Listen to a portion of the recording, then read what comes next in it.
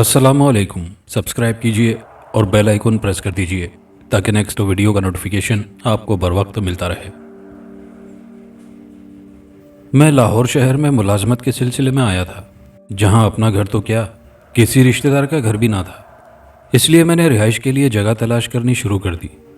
मुझे ज़्यादा वक्त का सामना न करना पड़ा और एक मकान मुझे बहुत मुनासिब किराए पर बआसानी मिल गया। मकान काफ़ी पुराना और खस्ता हालत था, ऐसे जैसे यहाँ सदियों से कोई आबाद ना हुआ हो। लेकिन मुझे इस चीज़ से कोई मतलब ना था। मुझे तो बस रिहाइश चाहिए थी, जगह चाहिए थी, चाहे वो नई हो या पुरानी। खैर, जब मैं उस मकान में शिफ्ट होने लगा तो मोहल्ले में उस मकान के पास पड़ोस के लोग मुझे रोककर तरह तरह की बातें करने लगे। साहब, आप इस मकान में रहेंगे? एक उम्र रसीदा मजदूर आदमी ने कहा। अरे, ये मकान तो आसेबों का ठिकाना है, एक पास से गुजरती हुई बूढ़ी औरत बोली। भाई, इस मकान में रहने की गलती कभी ना करना। आधी रात को यहाँ लोरी और सिसकियों की अजीब अजीब आवाज़ें आती हैं और अक्सर लोग तरस खाकर अंदर चले जाते हैं कि शायद कोई मुश्किल में है और मदद का तलबगार है। लेकिन अंदर जाने के बाद कभी कोई वापस नहीं आया, और आया भी तो चिथड़े हुए लाश की सूरत में। यूँ लगता है जैसे बड़ी बेरहमी से किसी ने उस इंसान को मार डाला है। एक नौजवान लड़के ने बाकायदा मेरे करीब आकर कहा, आप इसमें रहना भी नहीं, वरना हो सकता है कि आपको पछताने का मौका भी ना मिले। मेरे कई दोस्त इस तजस्सुस में कि आखिर ये क्या चक्कर है, अंदर तो गए लेकिन मरे हुए इस मकान के बाहर के दरवाजे पर पाए गए। मैं हैरान और परेशान उसकी बातें सुन रहा था। तो फिर मैं क्या करूं? मुझे तो यहाँ रिहाइश चाहिए, मैं परेशान होकर बोला। आप अगर एक आध दिन हमारे यहाँ क़याम करें, मैं अपने घर वालों से बात कर लेता हूँ, फिर आप अपना कोई और बंदोबस्त कर लेना। वो हमदर्दाना लहजे में बोला। लेकिन मुझे कुछ साजिश सी महसूस हुई कि कहीं नौजवान लड़के की मेरे सामान पर तो नज़र नहीं है। मेरे पास एक बैग और ब्रीफ केस था जिसमें अपने अखराजात के लिए मैंने ठीक ठाक कैश रखा हुआ था। यार, मैं सारा शहर घूम चुका हूँ, किराए और जगह के लिहाज से इससे बेहतर और कोई जगह नज़र नहीं आती। मैंने जान छुड़ाने की कोशिश की। बहुत पछताओगे भाई साहब, वो कहने लगा। यार, मैं तो मालिक मकान को एडवांस की रकम भी दे चुका हूँ और चौकीदार से भी मिल चुका हूँ। क्या? वो हैरान होकर बोला। भाई, ये सब नज़र का धोखा है, यहाँ कोई मालिक मकान या चौकीदार वगैरह नहीं, वो बोला। मुझे लड़का वाकई साजिशी लगा, क्योंकि मैं उन लोगों से दिन में बात कर चुका था। हाँ, ये अलग बात थी कि उस दौरान मुझे किसी ने नहीं देखा था। भाई, आज के दौर में ये सब बातें दकियानुसी मानी जाती हैं। अब तुम जाओ और अपना काम करो और मुझे अपना काम करने दो। मैं उसके कंधे पर थपकी देते हुए कुछ बेजार सा होकर बोला। वैसे भी मैं एडवांस की रकम दे चुका हूँ। भाई, आपकी मर्जी है, मैं क्या कह सकता हूँ। वो अब भी मुझे समझाने की कोशिश कर रहा था, लेकिन मैंने उसे नज़रअंदाज किया और चाबी से ताला खोलकर मकान के अंदर चला गया। शाम के वक्त मेरी आँख खुली। मुझे भूख महसूस हुई, क्योंकि यहाँ आने के साथ थकावट की वजह से मैं ड्राइंग रूम में सोफे पर बैठा और फिर मैं सो गया था। भूख की शिद्दत जब हद से ज़्यादा महसूस हुई तो मैं उठा और कुछ तलाश करने लगा। किचन जल्द ही मिल गया और मैं ये देखकर हैरान हो गया कि किचन में ज़रूरत की हर चीज़ मौजूद थी। मैंने पानी पिया और फिर फ्रिज में से कुछ फ्रूट वगैरह निकाल कर खाए। थोड़ी सी तबीयत बहाल हुई। तब मैंने सारे घर का जायज़ा लिया। 3 कमरे, ड्राइंग रूम, अटैच्ड बाथ के साथ kitchen, lawn, gallery, front door, ठीक ठाक ज़बरदस्त मकान था। हर कमरे में ज़रूरत की हर चीज़ मौजूद थी। मकान ठीक ठाक आबाद लग रहा था। बाहर के मंजर से तो यही लग रहा था कि यहाँ सालों से कोई नहीं आया और ये मकान खाली है। बहरहाल, मैं नहा धोकर फ्रेश हुआ। जिन भूत, लोरी की आवाज़, खौफनाक डरावनी सिसकियों की आवाज़ें, इन बातों से तो यूँ लगता था कि ये लोग मुझे बेवकूफ़ बनाकर शायद यहाँ से भगाने की कोशिश कर रहे थे। मैं सोचते हुए मुस्कुरा दिया। थोड़ी देर बाद शाम गहरी होने लगी। हर तरफ अंधेरा छाने लगा। मैंने टीवी ऑन किया और आराम से सोफे पर बैठ गया और टीवी देखने लगा। इधर उधर रिमोट देखा पर नज़र न आया। मैं वही प्रोग्राम देखने लगा जो टीवी में नज़र आ रहा था। एक रोमानवी सीन चल रहा था। मुझे फ़ौरन अपनी बीवी तानिया याद आ गई, जो आबाई गांव में मेरे एक बेटे और एक बेटी के साथ और बाकी ख़ानदान के साथ थी, और मैं यहाँ मुलाजमत के सिलसिले में आया हुआ था। टीवी पर शादीशुदा जोड़े का सीन था। महबूबा अपनी नर्मो नाजुक उंगलियां महबूब के सर में फेरते हुए उसे सुला रही थी। औरत अपने शौहर के पहलू में नीमदराज होने लगी और साथ ही प्रोग्राम ख़त्म हो गया। तो मैं सोचने लगा कि किराए के लिए दिए जाने वाला मकान ایسا ہے جیسے کرائے کے اس مکان میں یہ لوگ خود بھی آباد ہیں، کیا پتہ مجھے کہیں اور جگہ دیں، فی الحال یہاں رہنے کو کہا ہو۔ خود مالک مکان مجھے چابی دے کر رات کا آنے کا کہہ کر چلا گیا تھا۔ خیر میں کافی تھک چکا تھا، سو میں نے ٹی وی کا سوئچ آف کیا اور کمرے میں جا کر سو گیا۔ میں کافی پرسکون تھا۔ لیٹتے کے ساتھ ہی میری آنکھ لگ گئی اور میں نے خواب میں دیکھا ایک عجیب سا علاقہ ہے، جیسے کہ کوئی جنگل، جہاں سے عجیب قسم کی لوری کی آوازیں آ رہی ہیں۔ میں نے غور کیا، گرم سنسان منزلوں کی دھرتی مہکنے لگی۔ عجیب سا دہشت پھیلاتا اور خوف و ہراس پیدا کرتا منظر تھا۔ میری ایک دم آنکھ کھل گئی۔ لائٹ جا چکی تھی، کمرے میں زیرو کے بلب کی روشنی تھی، لیکن وہ بھی ختم ہو چکی تھی۔ میں نے بستر پر ادھر ادھر ٹٹول کر دیکھا، ٹارچ لائٹ نہ جانے کدھر تھی۔ کمرے کے روشن دان سے کچھ روشنی اندر آ رہی تھی۔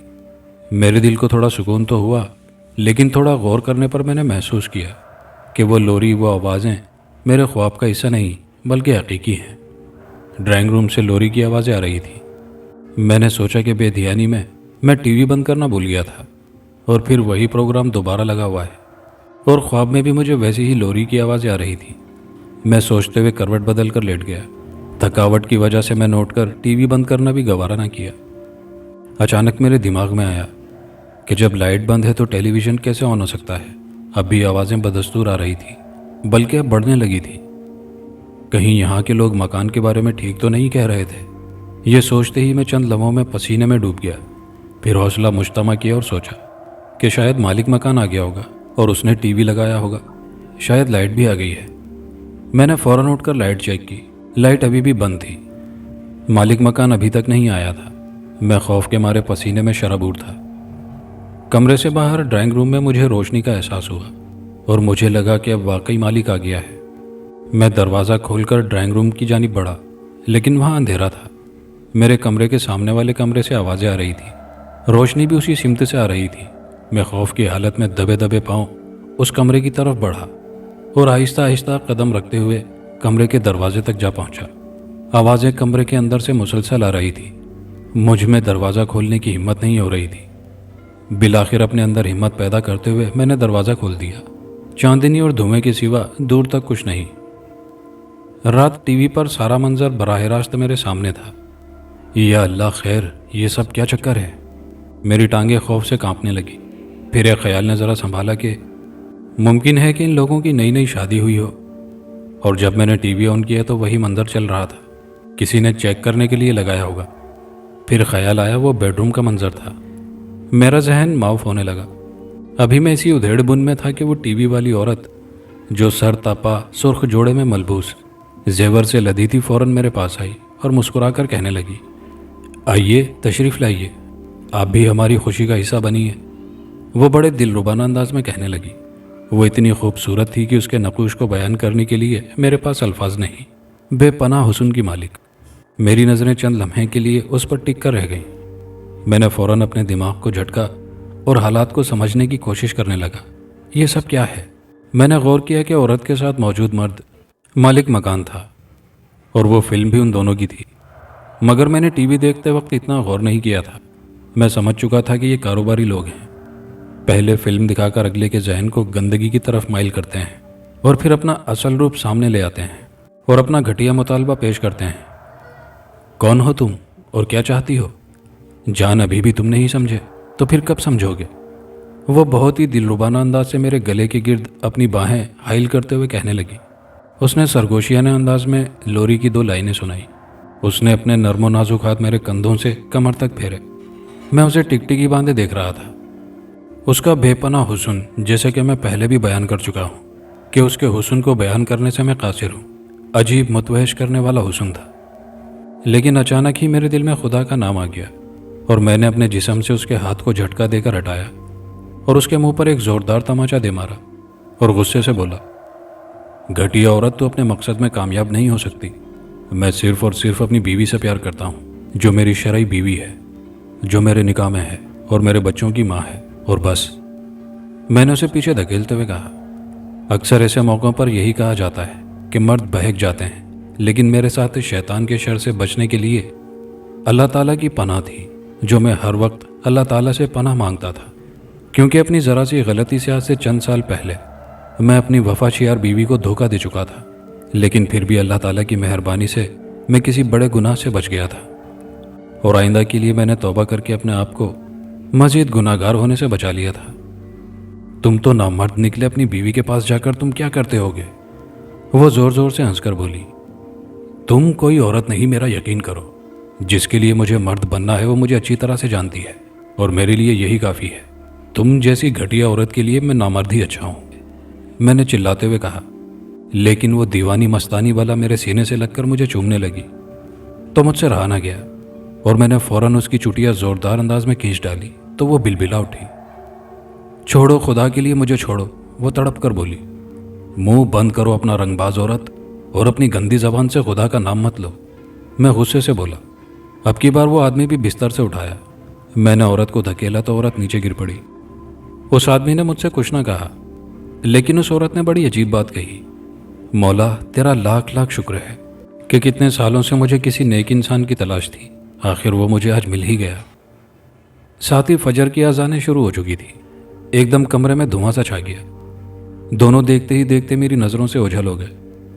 میں اب کل رات آؤں گی۔ کمرے میں آواز گونجی تو میں چکرا سا گیا اور بے ہوش ہو کر گر پڑا۔ جب مجھے ہوش آیا تو صبح ہو چکی تھی، ہر طرف آسمان پر سورج کی کرنیں پھیلی ہوئی تھی۔ اٹھتے کے ساتھ ہی میں رات کے واقعے کے بارے میں سوچنے لگا۔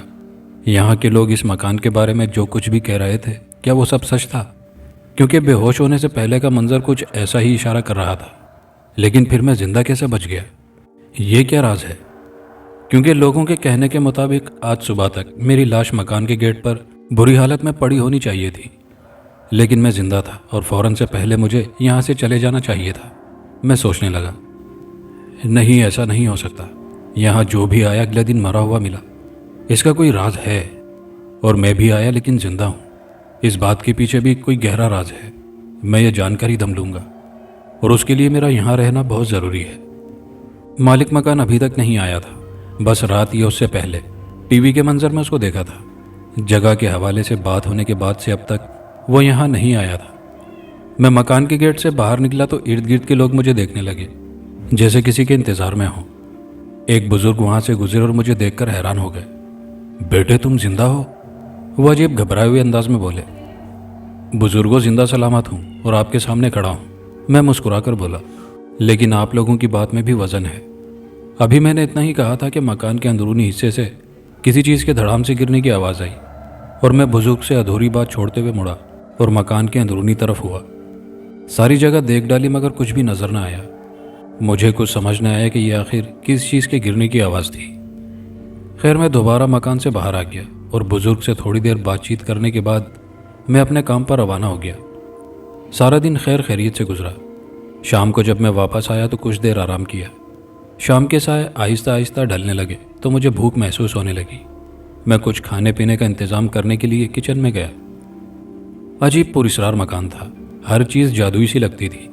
خیر، میں کھانے پینے کا انتظام کرنے لگا اور پھر کھانے سے فارغ ہو کر کمرے میں جا کر سونے کی تیاری کرنے لگا۔ مجھے پھر عجیب عجیب سی آوازیں محسوس ہونے لگی۔ اس کمرے سے جہاں کل والا واقعہ ہوا تھا، میں اپنے کمرے سے دوسرے کمرے میں جہاں کل رات لوری کی آوازیں سن کر گیا تھا چل پڑا۔ لوری کی آواز آ رہی تھی۔ میں نے تیز روشنی میں ایک منظر دیکھا۔ ایک 25-30 سال عورت بستر پر نیم دراز تھی۔ اس کے پہلو میں تقریباً 1.5-2 سال تک کا بچہ تھا جسے وہ سلانے میں مصروف تھی۔ وہ وہی عورت تھی جسے کل رات میں نے حسینہ کے روپ میں دیکھا تھا، لیکن اس وقت وہ بالکل مختلف لگ رہی تھی۔ اس کے چہرے پر ممتا جھلک رہی تھی۔ لوری کے بول دل دکھا دینے والے تھے۔ اس کے ساتھ ہی وہ سسکیاں لینے لگی اور بچے کو زور زور سے ہلانا شروع کر دیا۔ فہد، میرے بچے، اٹھو اٹھو میرے بچے۔ وہ اسے زور زور سے جھنجھوڑ رہی تھی اور اسے اٹھانے کی کوشش کر رہی تھی، لیکن بے سود، کیونکہ بچہ مرا ہوا تھا۔ میں وہ منظر دیکھتے دیکھتے کافی قریب چلا گیا۔ وہ عورت زور زور سے رونے لگی۔ میرا بیٹا چلا گیا، ہائے میرا بیٹا چلا گیا۔ وہ دھاڑے مار مار کر رونے لگی۔ کیا ہوا آپ کے بیٹے کو؟ یہ تو ابھی سو رہا تھا اور آپ اس کو لوری دے رہی تھی، پھر اچانک اسے کیا ہوا؟ میں بے اختیار سے ہو کر بولا۔ اس عورت نے کمرے کی ایک جانب ہاتھ سے اشارہ کیا تو سامنے جسے ایک ویڈیو چل پڑی۔ 3 اوباش قسم کے لوگ اس کے کمرے میں کھڑکی توڑ کر داخل ہوئے، جس پر عورت گھبرا کر اٹھ بیٹھی۔ کون ہو تم؟ ایک نے کہا۔ تمہارے دیوانے۔ وہ تینوں اس کی طرف بڑھنے لگے۔ उस वक्त वो कमरे में अपने इकलौते बच्चे के साथ अकेली थी। वो उनके इरादे समझ गई थी। देखो, ये ठीक बात नहीं है। मैं ऐसी वैसी नहीं हूँ। मैं एक शादीशुदा औरत हूँ। तुम लोग यहाँ से चले जाओ, मेरा बेटा जाग जाएगा। तुम बेफिक्र रहो, हम उसे कुछ नहीं कहेंगे। हमें तो सिर्फ तुमसे काम है। और आहिस्ता आहिस्ता उसके मज़ीद करीब आते गए। वो चीखने चिल्लाने लगी मदद के लिए, लेकिन कोई घर में होता तो मदद को आता। तुम्हें खुदा का वास्ता। लेकिन उन हरामखोर शैतानों की शैतानी अपने पूरे जोबन पर थी। वो औरत भागने के लिए कमरे में रास्ता तलाश करने लगी। बच्चा भी शोर से जाग चुका था। उनमें से एक शैतान ने औरत को बालों से पकड़कर घसीटा, फिर कमरे में ले गया और दरवाज़ा बंद कर दिया। बिस्तर पर पड़ा बच्चा अंदर ही चीखता रहा। दूसरी तरफ बड़ा भयानक मंजर था। हवा की बेटी की इज्जत और आबरू को बुरी तरह रौंदा गया। उस औरत ने तड़प तड़प कर जान दे दी थी। वो तीनों उसकी इज्जत को तार तार करके वहाँ से रवाना हो गए थे, जो कि उनका मकसद था। मैं सर झुका कर रह गया। बच्चा माँ के लिए तड़प रहा था। बिलाखिर खौफ व दहशत और सबसे बढ़कर तन्हाई और कैद के खौफ ने उसे अपनी लपेट में ले लिया। बच्चे ने खौफ के मारे रो रो कर वहीं दम तोड़ दिया। ये इतना भयानक और दिल दहला देने वाला मंजर था कि मेरे रोंगटे खड़े हो गए। फिर मैंने देखा कि वही औरत सफ़ेद लिबास में मलबूस रोते सिसकते अपने बच्चे के पास आई है, लेकिन कहीं कहीं से उसके लिबास के चिथड़े उड़े हुए हैं। वो तड़प कर अपने बच्चे को उठाने की कोशिश कर रही है, लेकिन बच्चा तो कब का मर चुका था और उसकी नन्ही मासूम सी रूह उसके जिस्म से कब की परवास कर चुकी थी। माँ तड़प तड़प कर रोने लगी।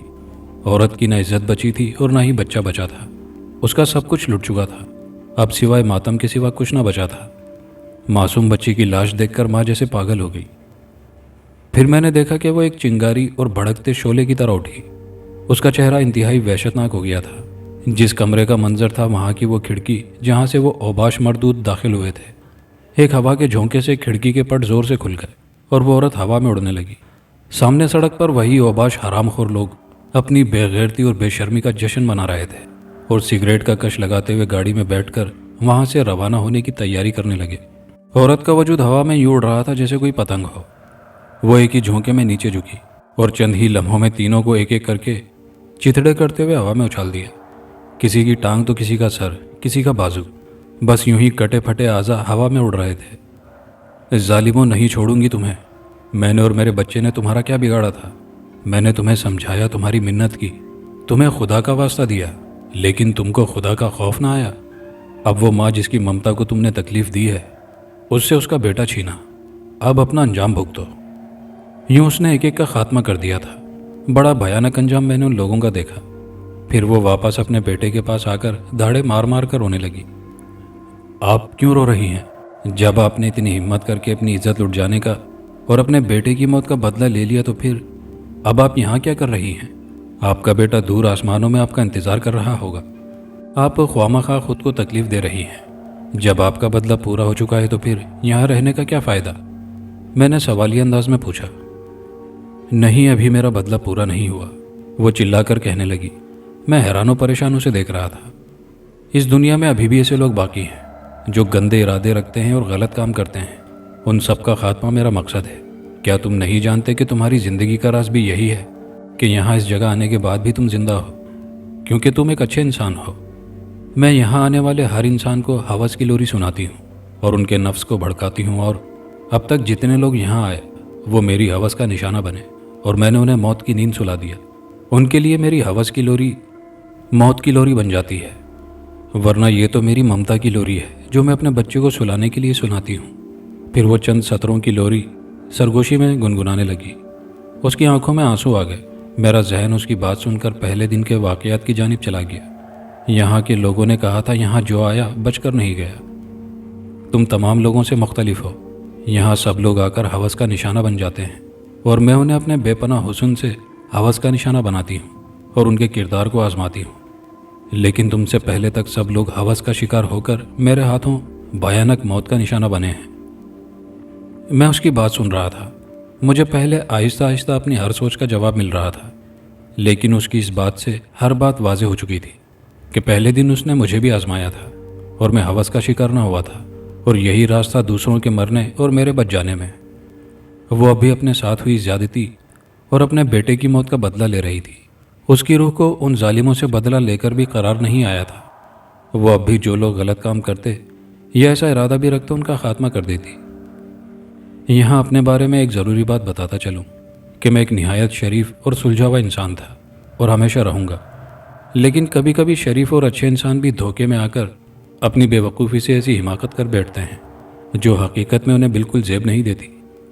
میرا ایک دوست تھا، اس کی فیملی کا اور میری فیملی کا ایک دوسرے کے گھر آنا جانا تھا۔ وہ دونوں میاں بیوی اور ان کا ایک بیٹا تھا۔ میں دونوں بیٹوں کا باپ تھا۔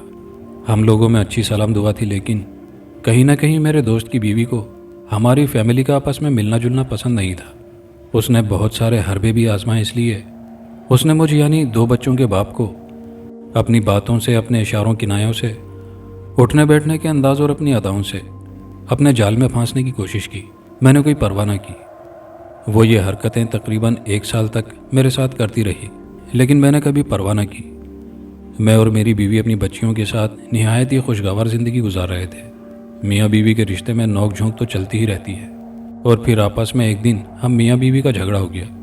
جھگڑا بہت طول اختیار کر گیا تھا، اور اسی جھگڑے کا اس عورت نے بہت فائدہ اٹھایا۔ میرے ساتھ میری بیوی کے رویے کے لحاظ سے ہمدرد بننے لگی۔ مجھے اس سے اپنائیت کا احساس ہوا۔ 1-2 دفعہ میں اس سے اپنی بیوی کی غیر موجودگی میں بھی ملا۔ اس نے باتوں باتوں میں مزید ہمدردی ظاہر کی تو میرا دل مزید اس کے لیے پگھلتا چلا گیا۔ مجھے اس کی شکل میں ایک ایسا ہمدرد اور غم گسار ساتھی نظر آیا جو میری بیوی سے زیادہ میری پرواہ کرتا تھا۔ میرے دل میں اس کے لیے ایک نرم گوشہ پیدا ہوا، اور جانے انجانے میں اسے چاہنے لگا۔ وہ اکثر میرے سامنے اپنے شوہر کا مذاق اڑاتی اور اسے کبھی کسی مزاحیہ فنکار سے ملاتی اور میری شخصیت کی تعریف کرتی جب وہ یعنی میرا دوست سامنے نہ ہوتا۔ اور پھر ایک دن اس کی اداؤں کے جال میں پھنس کر میں نے اس کے ساتھ 1-2 غلط اور غیر مہذب حرکتیں کر ڈالی۔ وہ اکیلے میں مجھ سے اپنے سسرال والوں کی برائیاں کرتی، اپنے شوہر کا مذاق اڑاتی اور میری شخصیت پر واہ واہ کرتی۔ اور پھر ایک دن نہ جانے کیا ہوا کہ اس نے فوراً اپنے شوہر کو اس کے آفس میں فون کر کے یہ کہہ ڈالا کہ آج تمہارا دوست آیا تھا، اور جب میں نے اسے چائے دی تو اس نے میرے ساتھ بدتمیزی کی اور غلط باتیں کرنے لگا۔ بس اس کے بعد کیا تھا، پکی دوستی بدترین دشمنی میں تبدیل ہو گئی۔ مجھے میرے دوست نے بہت ذلیل و رسوا کیا اور مجھ سے نفرت کرنے لگا۔ ہمارا ایک دوسرے کے ہاں آنا جانا ہمیشہ کے لیے بند ہو گیا۔ یہی نہیں بلکہ دوست کی بیوی نے یہ بات اوروں سے بھی کہی تو میری بیوی بھی مجھ سے متنفر ہو گئی۔ میں نے اس سے بھی معافی مانگی۔ بہرحال اس کی مہربانی ہے کہ وقت گزرنے کے ساتھ ساتھ اسے احساس ہو گیا کہ میں واقعی برا انسان نہیں ہوں، بس مجھ سے بھولے میں غلطی ہو گئی۔ آئندہ کبھی میں ایسی حرکت کے بارے میں سوچوں گا بھی نہیں۔ کہیں نہ کہیں وہ بھی سارے حالات سے اندازہ لگا چکی تھی کہ کوئی سامنے سامنے اچھا بننے کا ڈرامہ کر کے اندر ہی اندر ہماری جڑیں اکھاڑنے کی کوشش کر رہا تھا۔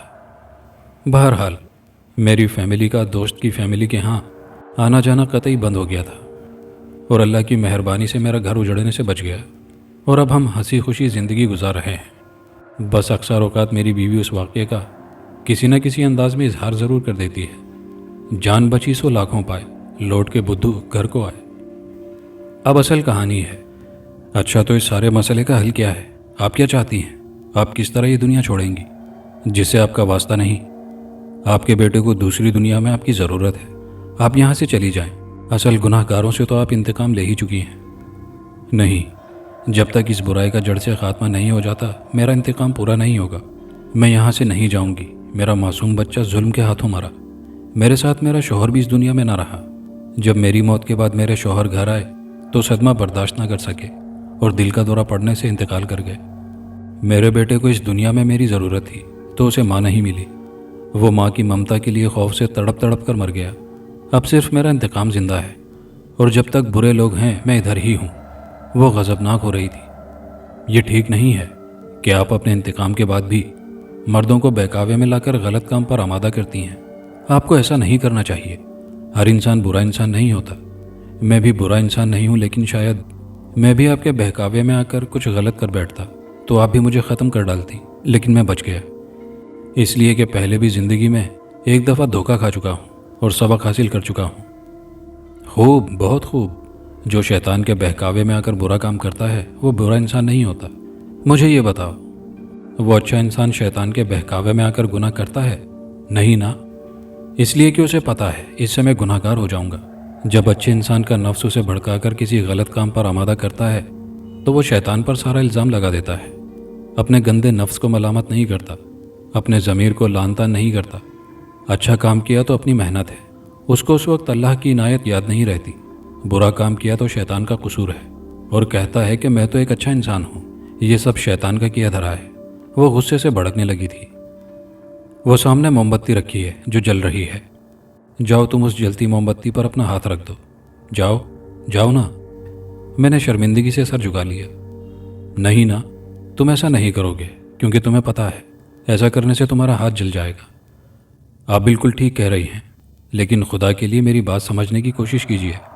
حضرت آدم و حوا ہمارے ماں باپ ہیں، جن کے ذریعے اللہ تعالیٰ نے کائنات بنائی ہے۔ آپ بھی جانتی ہیں اور میں بھی جانتا ہوں، ان لوگوں سے بھی شیطان کے بہکاوے میں آ کر غلطی ہوئی تھی، اور ان سے خدا کے حکم کی خلاف ورزی ہوئی تھی، لیکن وہ برے انسان تو نہیں تھے۔ ہاں، تم بالکل ٹھیک کہہ رہے ہو۔ پھر تم یہ بھی جانتے ہوگے کہ انہیں اس غلطی کے لیے جنت سے بے دخل کیا گیا تھا، اور زمین پر انہوں نے در بدر کی ٹھوکریں کھائی تھی اور اپنے گناہوں کی معافی مانگی، تب کہیں جا کے ان کی توبہ قبول ہوئی۔ وہ رب کا فیصلہ تھا، سزا کا بھی اور معافی دینے کا بھی۔ ہم اس ذات پاک کا مقابلہ نہیں کر سکتے، سزا و جزا سب کا فیصلہ اس کے ہاتھ میں ہے۔ اس کے باوجود آپ نے اپنے دشمنوں سے اپنی بے حرمتی اور اپنے بیٹے کی موت کا بدلہ لے لیا، اور اب تک آپ انسانوں کو آزما کر ان کو سزا دیتی ہیں۔ یہ سراسر غلط ہے۔ تو پھر میں کیا کروں؟ مجھے کسی طور چین نہیں آتا۔ وہ وقت، وہ دردناک لمحہ یاد کر کے میری روح تڑپتی ہے۔ اگر میں یہ کہوں کہ آپ کا یہ کام میں اپنے ذمہ لیتا ہوں، میں ایسے لوگوں کو پکڑوں گا، کیونکہ میں خود ایک دفعہ شیطان کے بہکاوے میں آ کر غلط کام کا ارادہ کر چکا تھا، لیکن اللہ تعالیٰ نے مجھے بچا لیا۔ ہر انسان برا نہیں ہوتا کہ اسے موت کے گھاٹ اتار دیا جائے۔ میں صحیح اور غلط کو پرکھوں گا، اور اگر واقعی برا ہوا تو اسے کیفر کردار تک پہنچاؤں گا، اور اگر وہ واقعی ٹھیک ہوا اور وقتی طور پر برا ہوا، یعنی وقتی طور پر شیطان کے قبضے میں ہوا، تو اسے ٹھیک راستہ دکھاؤں گا۔ میں آپ سے وعدہ کرتا ہوں کہ میں آپ کی مدد کروں گا، لیکن یہ جو آپ کر رہی ہیں یہ صحیح نہیں ہے۔ تم کیا کر سکتے ہو میرے لیے؟ میں غلط انسان کو روکوں گا، اگر وہ باز نہ آیا تو اسے قانونی طور پر سزا دوں گا۔ کچھ بھی کروں گا، لیکن مسئلے کا حل ضرور نکالوں گا۔ اچھا، وہ تنزن مسکرائی۔ تم واقعی کچھ کر سکتے ہو؟ ہاں میں کر سکتا ہوں۔ اچھا، تو کچھ کر سکتے ہو تو کرو۔ اس محلے میں ایک لڑکی کی عزت پر بری طرح سے ہاتھ ڈالا گیا ہے۔ وہ مری تو نہیں، لیکن آدھی پاگل ہو گئی ہے۔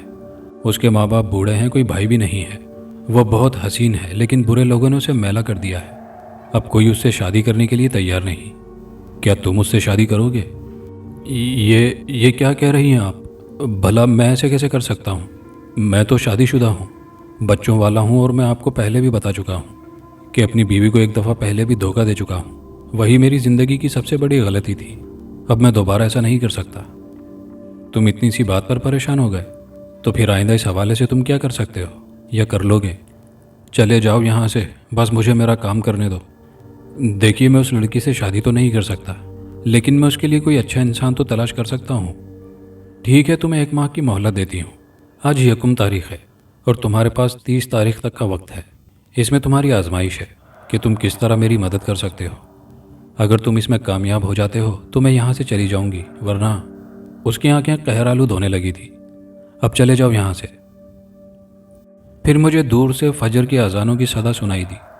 کھڑکی میں پہلی رات کا سا دھواں چھا چکا تھا۔ وہ عورت اس میں ہی ایک دم غائب ہو گئی۔ میں چکرا کر رہ گیا۔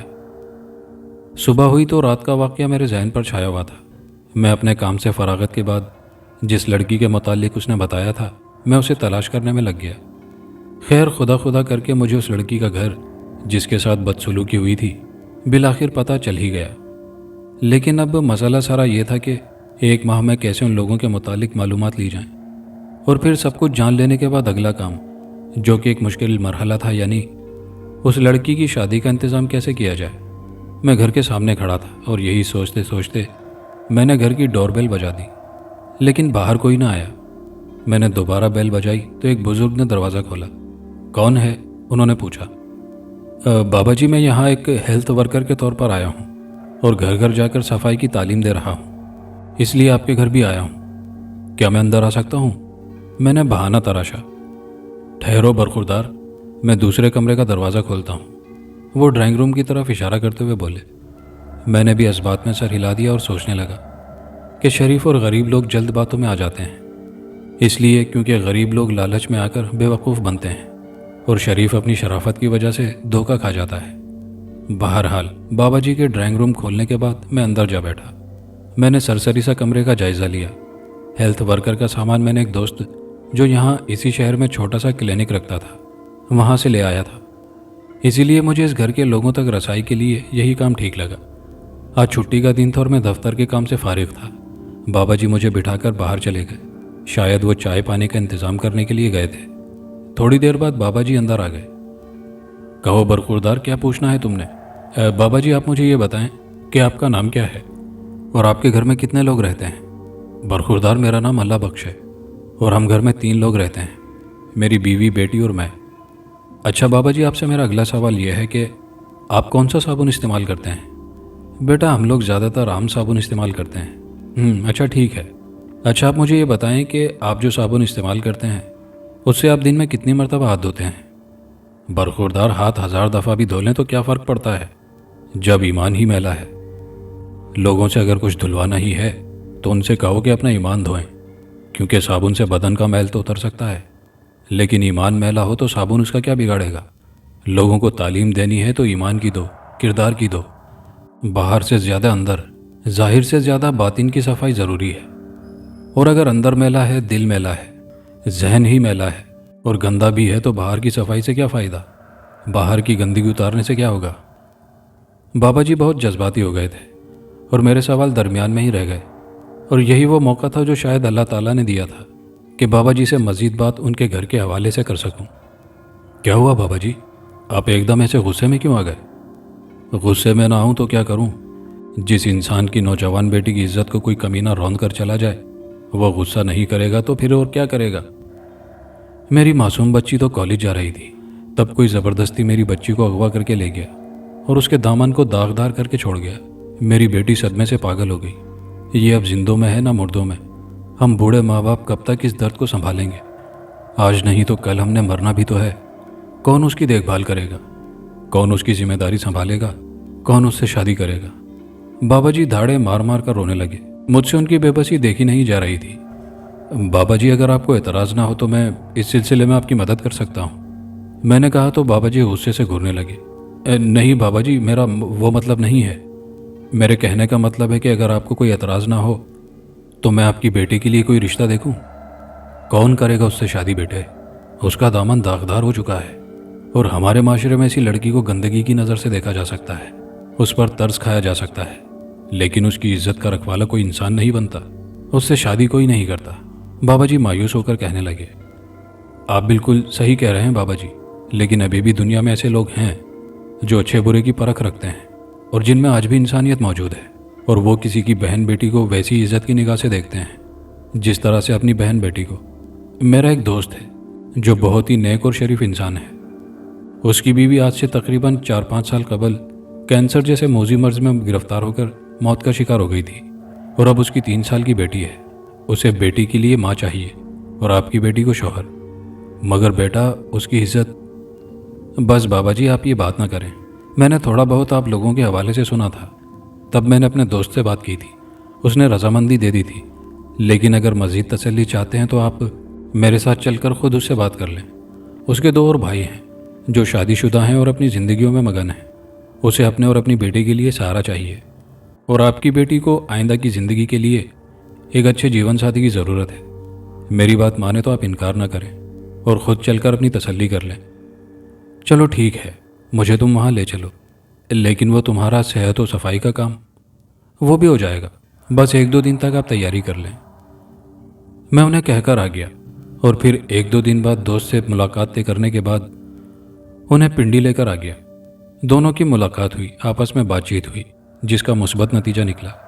बाबा जी भी इस रिश्ते से खुश हुए और शादी के लिए मेरे दोस्त ने भी आमादगी जाहिर कर दी।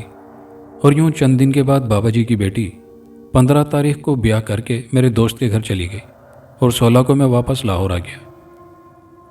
यहाँ मैं ये बताता चलूँ कि आरिफ मेरा बहुत पुराना दोस्त था। वो पिंडी में रहता था और पढ़ाई के सिलसिले में इस्लामाबाद हॉस्टल में आया था। हम दोनों ने कुछ अरसा पढ़ाई के सिलसिले में इस्लामाबाद हॉस्टल में इकट्ठे वक्त गुजारा था। उसी दौरान हम दोनों में अच्छी सलाम दुआ हो गई। फिर हॉस्टल की पढ़ाई मुकम्मल होने के बाद नौकरी ने अपनी अपनी ज़िंदगियों में मसरूफ़ कर दिया। वह नौकरी के सिलसिले में दूसरे शहर चला गया।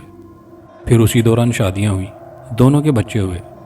پھر اچانک ایک نوکری کے دوران پنڈی میں پھر ملاقات ہوئی اور مجھے عارف ملا، لیکن وہ مجھے کافی افسردہ نظر آیا۔ اس نے مجھے اپنے حالات سے آگاہ کیا۔ اس کی بیوی کا انتقال ہو چکا تھا اور اس کی 1 سال کی بیٹی تھی۔ میں نے اس کے حالات کا بھی جائزہ لیا۔ وہ نوکری پر جاتا تو بچی رشتہ داروں کے حوالے کر جاتا اور رات گئے تک گھر لوٹتا، تب اس کی بیٹی اس کے لیے بے قرار ہوتی۔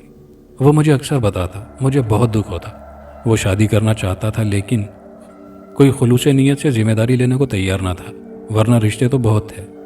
پھر اس کی یہ ذمہ داری میں نے اپنے سر لے لی اور پھر میرے ساتھ یہ واقعہ پیش آیا تو میں نے فون کر کے اس سے بات کی اور ساری صورتحال سے آگاہ کیا۔ اس نے بھی اعتراض نہ کیا۔ بابا جی کی بیٹی حقیقت میں پاگل نہیں ہوئی تھی، وہ ایک نارمل لڑکی تھی، لیکن اس حادثے نے اس کی زندگی کو بکھیر کر رکھ دیا تھا۔ اللہ تعالیٰ کی مہربانی سے یہ معاملہ تو حل ہوا اور ایک 15 دن باقی رہ گئے تھے میری آزمائش کے۔ میں عارف کی شادی سے فارغ ہو کر مکان میں آ چکا تھا اور رضاکارانہ طور پر میں نے خود کو تحفظ امان نسواں کی تنظیم سے بھی منسلک کر لیا تھا۔ ساتھ ساتھ نوکری بھی چل رہی تھی۔ عارف کی شادی کے لیے میں نے چند دن کی کام سے چھٹی لے لی تھی۔ میں ان دنوں کافی تھک چکا تھا، سو لیٹتے ہی میری آنکھ لگ گئی۔ میں نے دیکھا کہ وہی عورت سفید لباس میں ملبوس میرے بستر کے ایک طرف کھڑی مسکرا رہی ہے اور اس کی آنکھوں میں تشکر آمیز چمک ہے، جیسے وہ میرا شکریہ ادا کر رہی ہو۔ ساتھ ہی مجھے ایسا لگا کہ میرے پیروں والی سائڈ پر کوئی موجود ہے۔ ساتھ ہی میری آنکھ کھل گئی۔ جاگنے کے بعد خواب والا منظر میری آنکھوں کے سامنے تھا۔ وہی سفید لباس، وہی عورت، وہی شکریہ ادا کرتی آنکھیں۔ میں بھی زیر لب مسکرا دیا۔ تم نے واقعی مجھے خوش کر دیا، لیکن تمہارا امتحان ابھی باقی ہے اور اب اس سے بھی مشکل مرحلہ ہے اور تمہیں ابھی اسی وقت جانا ہوگا۔ کیا مطلب؟ میں سمجھا نہیں۔ وہ دیکھو سامنے گلی میں اس لڑکی کو گھسیٹ کر لے جایا جا رہا ہے۔ وہ لٹیرے اس کی عزت لوٹنے لگے ہیں۔ وہ تڑپ کر بولی، تمہیں اسے بچانا ہے اور یہی تمہارا آخری امتحان ہوگا، لیکن مجھے ڈر ہے کہ کہیں اس کام میں تم اپنی جان نہ گنوا دو۔ شاید اس معاملے میں تمہاری جان بھی جا سکتی ہے۔ وہ دیکھو ان لوگوں کے پاس اسلحہ بھی موجود ہے، جاؤ جلدی جاؤ، اس کو بچاؤ۔ اس نے تڑپتے ہوئے ہاتھ سے اشارہ کیا۔ میں شدید تھکن کے باوجود بستر سے اٹھا اور پاؤں میں جوتے ڈالے بغیر ہی گلی کی طرف بھاگا اور اس لڑکی کو ان بےغیرتوں سے بچانے لگا۔ لڑکی نے بچاؤ مجھے بچاؤ کا شور مچا رکھا تھا۔ ارد گرد اور بھی لوگ جمع تھے جو کہ صرف تماشائی بنے ہوئے تھے، کوئی بھی آگے نہ بڑھا۔ میں اس لڑکی کو ان سے بچانے لگا۔ میں نے ایک کو دھکا دے کر پیچھے کیا، پھر تیزی سے دوسرے پر جھپٹا۔ ان میں سے ایک میری طرف لپکا تو میں نے اس کے منہ پر مکہ مارا۔ وہ دھڑام سے نیچے جا گرا۔ وہ 3-4 تھے اور میں اکیلا تھا، لیکن میں بھی سر توڑ کوشش کرتا رہا اور برابر مقابلہ کرتا رہا۔ میں نے ایک ایک کو پکڑ کر مار گرایا۔ لڑکی کو میں نے وہاں سے بھاگ جانے کا اشارہ کیا۔ بعد میں ان میں سے ایک نے بالآخر پسٹل نکالا اور اس کا رخ میری طرف کر دیا اور نشانہ لیتے ہوئے مجھ پر فائر کر دیا۔ گولی سیدھا میرا سینہ چیرتی ہوئی پیٹھ سے باہر نکل گئی اور میں موت کی وادی میں کھو گیا۔ جب مجھے ہوش آیا تو صبح کا وقت تھا۔ سورج کافی دیر پہلے طلوع ہو چکا تھا۔ سورج کی روشنی ہرسو پھیلی ہوئی تھی۔ میں کمرے میں بستر پر لیٹا تھا اور بالکل صحیح سلامت تھا۔ میں پچھلے واقعات کو یاد کرنے لگا اور ان حالات کے مطابق تو میں مر چکا تھا۔ پھر یہ سب کیا تھا؟ میں بہت حیران تھا۔ میں نے اپنے سینے سے کپڑا ہٹا کر دیکھا، جہاں پر گولی سے سوراخ تو دور کی بات، ہلکی سی خراش تک نہ تھی۔ اوہ میرے خدایا، یہ سب کیا ماجرا ہے؟ اب یہ کون سی آزمائش ہے؟ میں خود کلامی میں مصروف تھا کہ میری نظر سائڈ پر پڑے ہوئے ایک کاغذ پر پڑی۔ میں نے آگے بڑھ کر اسے اٹھایا اور کھول کر دیکھا۔ وہ ایک خط تھا جو شاید میرے نام تھا۔ میرے عزیز محسن، خدا کا لاکھ لاکھ شکر ہے کہ تم ٹھیک ہو گئے اور اپنے مقصد میں کامیاب بھی ہو گئے۔ تم نے ایک عورت کی حفاظت اور ماں کی ممتا کے سکون کے لیے جان کی بازی لگانے سے بھی دریغ نہیں کیا، لیکن تمہارا ارادہ اور عزم سچا تھا، اس لیے تم جیت گئے۔ اب تمہیں بتاتی چلوں کہ آج سے 15 دن پہلے جو واقعہ پیش آیا تھا وہ حقیقت میں کچھ بھی نہ تھا، وہ صرف تمہاری نظر کا دھوکہ تھا۔ تمہیں کوئی گولی نہیں لگی تھی۔ وہ لڑکی اور اسے اغوا کرنے والے کارندے اصلی نہیں تھے۔ ارد گرد کے جو لوگ تھے وہ بھی سب نظر کا دھوکہ تھا۔ تمہیں ایسا منظر دکھایا گیا تھا کہ تم ان لوگوں کو دیکھ کر اپنا ارادہ بدل تو نہیں لوگے۔ یہ لوگ کھڑے تماشا دیکھ رہے ہیں تو مجھے کیا ضرورت ہے اس لڑکی کی مدد کرنے کی؟ لیکن تم نے اپنا ارادہ نہیں بدلا اور تم اپنے امتحان میں کامیاب ہو گئے، کیونکہ تم اپنی دھن کے پکے اور سچے تھے۔ لیکن زیادہ کام اور تھکاوٹ نے تمہیں ہلکان کر دیا تھا۔ اپنی نوکری، لڑکی کی تلاش، لڑکی کے والد کے دوست سے ملاقات، شادی کی ذمہ داری، تنظیم سے وابستگی اور واپسی پر لڑکی کی حفاظت کی تگدوں نے تمہیں سخت تھکا دیا تھا۔ جب تم ان لوگوں سے لڑ رہے تھے اور لڑائی کے دوران گولی لگنے سے تم گر پڑے تھے اور بے ہوش ہو گئے تھے اور پھر 15 دن تم شدید بخار میں تپتے رہے۔ میں اور میرا شوہر تمہاری دیکھ بھال کرتے رہے۔ اب تم ٹھیک ہو، لیکن اس واقعے سے تم نے اپنی قابلیت 15 دن پہلے یعنی مہینہ پورے ہونے سے 2 ہفتے قبل ہی دکھا دی ہے۔ اس خط کے ذریعے ہم تمہارا شکریہ ادا کرتے ہیں، اور اب ہم بھی کافی تھک چکے تھے اور واپس اپنی اصلی دنیا میں جا رہے ہیں، ہمیشہ کے لیے، جہاں ہمارا بیٹا ہمارا انتظار کر رہا ہے۔ آج مہینہ پورا ہوا اور ہمیں بھی اپنے وعدے کے مطابق یہاں سے جانا ہے۔ اپنا خیال رکھنا۔ اللہ تعالیٰ تمہارا نگہبان اور حامی و ناصر ہو۔ میں نے جلدی سے اپنا موبائل اٹھایا تو اس پر 31 تاریخ تھی، جبکہ 16 کو وہ لڑکی والا واقعہ پیش آیا تھا۔ میں جب 16 کو شادی سے واپس آیا تھا، یعنی میں 15 دن سے بے ہوش تھا اور میرا موبائل فون بھی فل چارج تھا۔ میں حیران رہ گیا، پھر بھی مجھے تسلی نہ ہوئی تو میں دیوانوں کی طرح باہر بھاگا۔ لوگ مجھے دیکھ کر ڈر سے گئے، کئی تو میرے قریب آنے سے ہچکچانے لگے، جیسے کہ میں شاید کوئی روح تو نہیں۔ پھر وہی بزرگ جنہوں نے مجھے 2-3 مرتبہ اس مکان میں رہنے سے منع کیا تھا مجھ سے ملے۔ بیٹا تم زندہ ہو؟ جی میں زندہ ہوں، اسی لیے تو آپ کے سامنے ہوں، لیکن آپ اتنے پریشان کیوں ہیں؟ میں نے کہا، بیٹا میں اس لیے پریشان ہوں کہ محلے کے کئی لوگوں نے تقریباً 15 دن پہلے تمہیں اس مکان کے اندر جاتے دیکھا، لیکن اس کے بعد تم باہر نہیں آئے۔ ہم لوگ بہت پریشان تھے، بلکہ ہمارا خیال تھا کہ تم بھی شاید خدا نخواستہ باقی لوگوں کی طرح جو اس مکان میں گئے کہیں موت کا شکار تو نہیں ہو گئے۔ کیا مطلب 15 دن پہلے؟ اس کا مطلب ہے کہ اس عورت کی بات بالکل ٹھیک تھی اور مجھے یوں لگا کہ جیسے چند گھنٹوں کے بعد سو کے اٹھاؤں۔ میں نے دل میں سوچا، بابا جی آج تاریخ کیا ہے؟ آج 31 دسمبر ہے اور کل نیا سال شروع ہو جائے گا۔ آپ کو نئی زندگی اور نیا سال مبارک ہو۔ میں نے بھی اس کو نئے سال کی مبارکباد دی، لیکن ساتھ ہی بڑی عجیب سی بات ہوئی۔ وہ بزرگ کہنے لگے، بھائی اب صرف تمہارا ہی نیا سال اور نئی زندگی ہے۔ یہ کہہ کر بزرگ ایک دم چل دیے۔ میں حیران ہو کر ان کے پیچھے بھاگا، لیکن وہ ایک دم ہی گلیوں کے بیچ غائب ہو گئے تھے۔ میں نے انہیں کافی ڈھونڈا پر وہ مجھے کہیں نہیں ملے۔ خیر میں نے اس محلے کو چھوڑ دیا جہاں ہر طرف موت کی لوری کا بسیرا تھا۔ نیا سال واقعی شروع ہو چکا تھا تو مجھے یاد آیا کہ کیوں نہ مبارکباد دی جائے۔ آپ سب کو نئے سال کا تیسرا مہینہ اور رمضان المبارک بہت بہت مبارک ہو۔ کہانی اپنے اختتام کو پہنچی۔ کہانی کے آخر میں آپ کی گزارشات پر آپ کے نام۔ تو پہلا نام ہے مسز تاج، شہر کا نام نہیں لکھا، UK سے ہیں۔ راج کماری سچترا صاحبہ کٹھمنڈو نیپال سے۔ صوبیہ صاحبہ ہیں سکھر پاکستان سے۔ یاسر محمود صاحب ہیں عمان مسقط سے۔ نوشاد منصوری صاحب ہیں ابہا سعودی عربیہ سے۔ معراج احمد صاحب ہیں مقبوضہ جموں کشمیر سے۔ غلام محی الدین صاحب ہیں مقبوضہ جموں کشمیر سے۔ رشید صاحب ہیں ملتان پاکستان سے۔ شفاعت علی خان صاحب ہیں وشاکھاپٹنم انڈیا سے۔ اجمل صاحب ہیں بہار انڈیا سے۔ ایاز خان صاحب ہیں کوئٹہ پاکستان سے۔ اور شاہد صاحب ہیں شیخوپورہ پاکستان سے۔ آپ سب کے پیار بھرے کامنٹس کا بے حد شکریہ۔ ویڈیو کو دوستوں کے ساتھ لائک شیئر ضرور کیجیے گا۔ کامنٹ باکس میں اپنی آرا سے ہمیں ضرور آگاہ کیجیے گا۔ چینل پر نئے آنے والے دوستوں سے گزارش ہے کہ چینل کو لازمی سبسکرائب کر لیجیے۔ شکریہ۔